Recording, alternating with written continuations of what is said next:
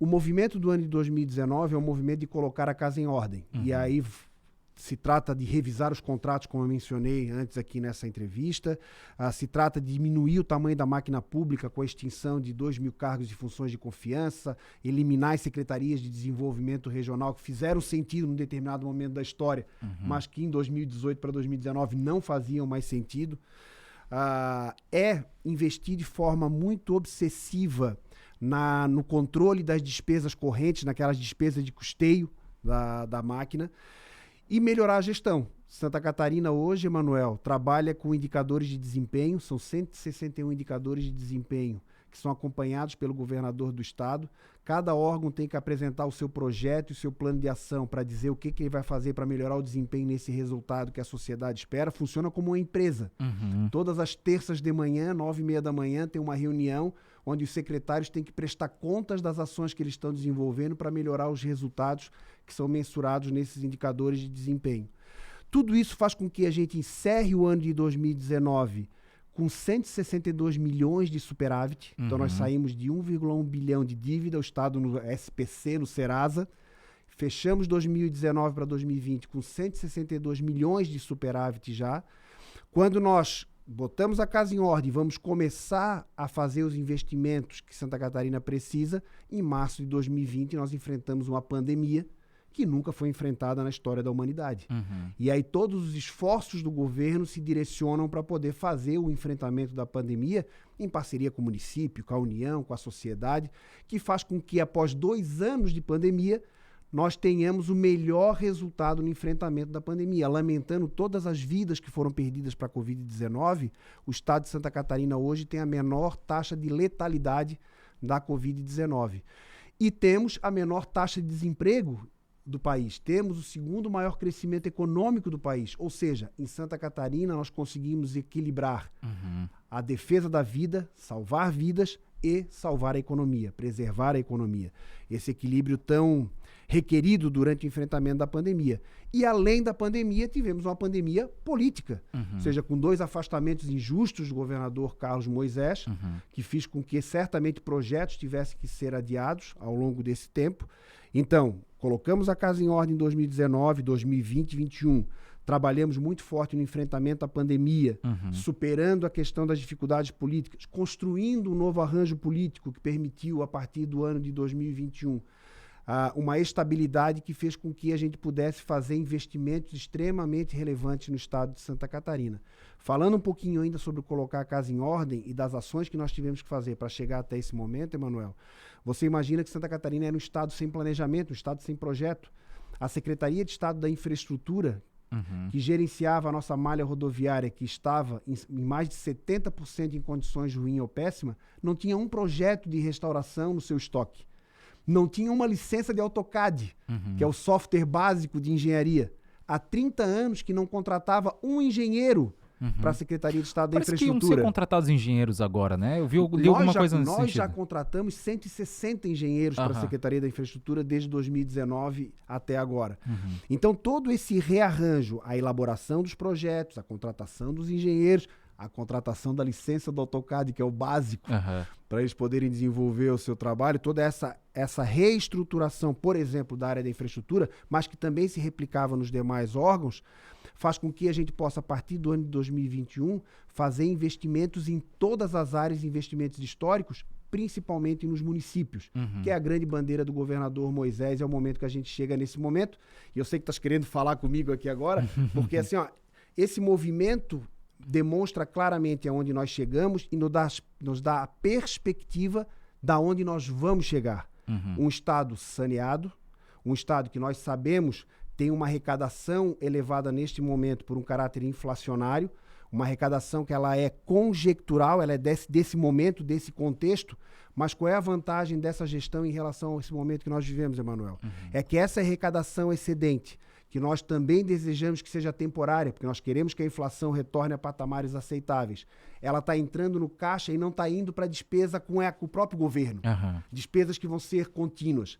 Esse dinheiro está entrando e está retornando para investimento, que vai gerar mais à frente a arrecadação que a gente fala que é arrecadação estrutural, fruto de geração de emprego, de desenvolvimento econômico. Quando esse recurso vem e ele vai para investir em infraestrutura, melhoria das nossas rodovias, infraestrutura municipal, por exemplo, a Prefeitura Municipal de Florianópolis agora vai se valer do Plano 1000, que está alocando mais de 80 milhões de reais aqui em Florianópolis neste momento e vai chegar a mais de 500 milhões nos próximos 5 anos. Por exemplo, essa obra que tu falou aqui, né? Parece ter uma cabeça de burro enterrada. É do Vieira. Vai contar com o apoio do governo do estado para poder acelerar a sua conclusão. Como a ponte da Lagoa da Conceição, a nova ponte da nossa lagoa, vai contar com o apoio e a parceria do governo do estado. Então, esses investimentos vão gerar desenvolvimento econômico, vão gerar empregos, que vai permitir que essa arrecadação, que neste momento é inflacionária, seja substituída por uma arrecadação fruto do desenvolvimento da nossa economia. A LDO aprovada ontem é fundamental para a continuidade desses investimentos. Sim, a lei que foi aprovada ontem, ela estabelece as diretrizes que vão servir de base para a elaboração da lei orçamentária anual, que é a próxima peça de planejamento que vai ser elaborada, né, liderada aí pela Secretaria de Estado da Fazenda, mas em parceria com todos os órgãos do Executivo e outros poderes e órgãos, né?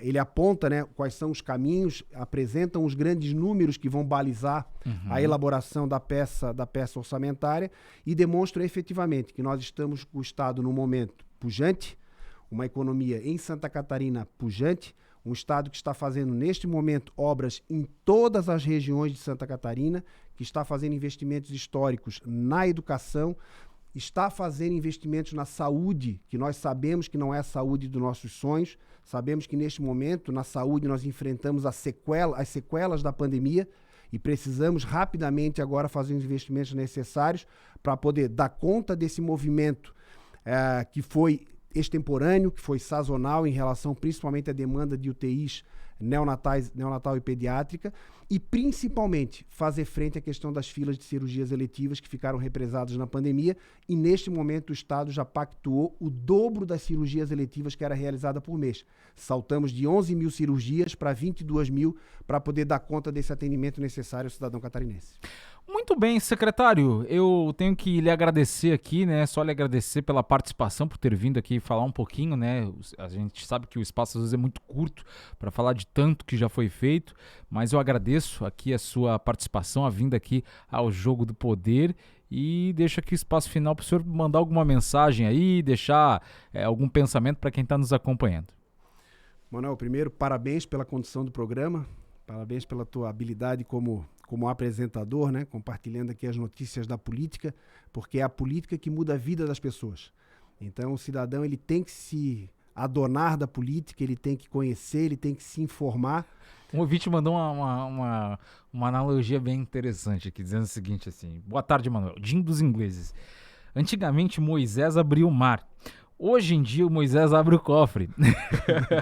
Será que o governador, se reeleito, vai continuar com a distribuição deste mar de dinheiro para os municípios? Nós trabalhamos na gestão de Santa Catarina para colocar a casa em ordem para que os recursos possam ser carreados para investimentos. Novamente, a alocação de recursos nos municípios é uma prioridade do governador Moisés e ele já se comprometeu, né? O Plano 1000, que é a garantia de que cada município catarinense vai receber o valor proporcional a R$1.000 por habitante nos próximos 5 anos, garante que os prefeitos possam se preparar, se planejar para fazer os investimentos necessários nos seus municípios. Essa é uma política que nós esperamos que não seja de governo, seja uma política de Estado, que veio para ficar. Então ele pode ficar tranquilo que o que depender do governador Moisés, essa é uma política que não muda mais em Santa Catarina. Mas eu lhe interrompi aqui, o senhor estava deixando aí a mensagem primeiro final. Fazendo meu agradecimento, né, e registrando aqui a importância do teu programa, a importância de que as pessoas se informem sobre a política, possam ter conhecimento do trabalho dos políticos, porque, novamente, é a política que muda a vida das pessoas. E obrigado pela oportunidade de estar compartilhando essas informações com o cidadão, que são informações importantes para ele poder compor o seu processo decisório também, que vai acontecer daqui a pouco mais de... Agora pouco menos, né? 60 dias já é menos, né? É, bem menos. Bem menos, 59 dias aí do processo eleitoral. Então, informação, ela é fundamental. Informação de qualidade, informações em veículos como a Jovem Pan garantem que o cidadão não vai ser acometido pelas fake news, que certamente vão nos atormentar ao longo do processo eleitoral. Mas se vocês se informarem aqui no Jogo do Poder, estarão bem informados, com conhecimento para poder fazer as escolhas que vão levar o nosso estado para um caminho ainda melhor. Obrigado, secretário. Agora, 4h57, fechamos o programa. Vem aí na sequência o 3 em 1, depois dos Pingos nos Is aqui na Jovem Pan News. Um abraço a todos e até amanhã.